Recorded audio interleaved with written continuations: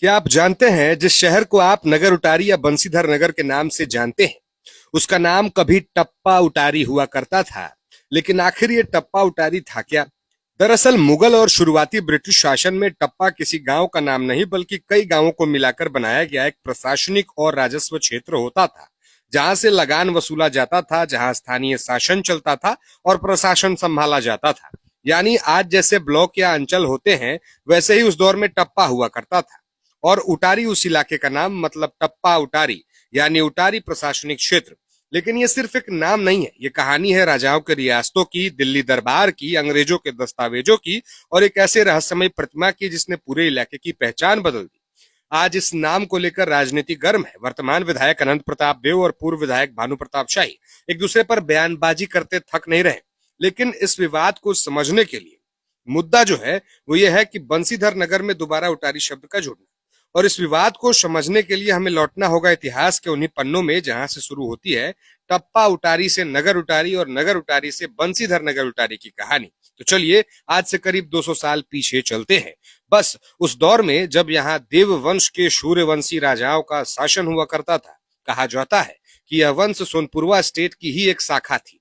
सोनपुरवा एक ऐसी रियासत जहां कभी 56 राजाओं ने शासन किया और यहीं से शुरू होती है उटारी राजवंश की कहानी।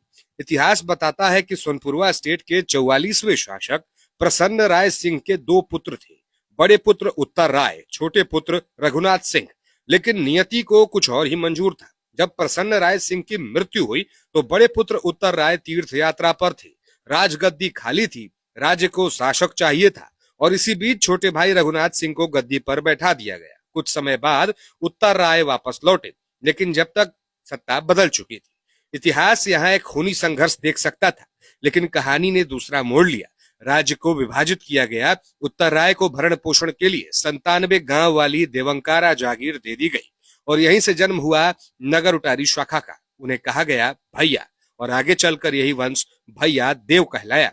उत्तर राय के बाद रामचंद्र राय आए और फिर तीसरे भैया बने अनिरुद्ध राय। कहा जाता है कि दिल्ली दरबार से आदेश मिला कि उटारी क्षेत्र को अपने अधीन किया जाए।